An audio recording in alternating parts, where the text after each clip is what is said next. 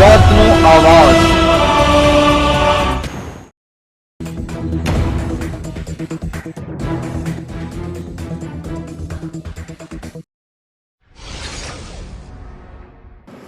સાબરકાંઠા જિલ્લાના હિંમતનગર ખાતે આવેલ તરકીદ મંઝિલમાં શાનદાર ઇફતારીનો પ્રોગ્રામ રાખવામાં આવ્યો હતો, જેમાં મોટી સંખ્યામાં રોજદારો ઉમટી પડ્યા હતા। રમજાન મહિનામાં રોજમદારોને ઇફતારી કરાવી ઘણા મોટા સવાબનું કામ છે। આ ઉમદા કાર્ય કરવા માટે ઘણી જહેમત અને મહેનત ઉઠાવવી પડતી હોય છે, ત્યારે આવો પ્રોગ્રામ સફળ થતો હોય છે।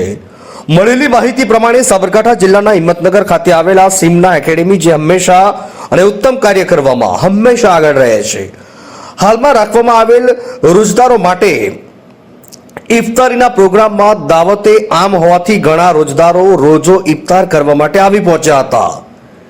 જ્યારે જાન નશીને સુફી મિલ્લત હજરત અલ્લામા મૌલાના મુફતી સૈયદ મોહમ્મદ અશરફ અસર ફિર્યુલ જિલ્લાની સાહેબે ખાસ હાજરી આપી હતી, જેમાં હજરતે ભારત દેશ અને આલમે ઇસ્લામ માટે દુઆ ફરમાવી હતી। હજરતે પોતે આવનાર રોજદારો, મુરીદો અને ચાહવા વાળાઓ સાથે બેસીને ઇફતારી કરી હતી। હજરતની મિલનસારી અને સાદગી જે જોવા મળી હતી તે દુનિયાના લોકો માટે એક તાલીમ અને એક સબક પણ કહી શકાય। જ્યારે ઇફતારી પછી હજરતે મગરિબની નમાઝ અદા કરાવી હતી। આ ઇફતારીનો શાનદાર પ્રોગ્રામ સિમના એકેડેમી હિંમતનગર તરફથી રાખવામાં આવ્યો હતો, જેમાં સિમના એકેડેમીના તમામ મેમ્બરો તથા ચાહવા વાળાઓએ પ્રોગ્રામને સફળ બનાવવા માટે ઘણી જહેમત ઉઠાવી હતી।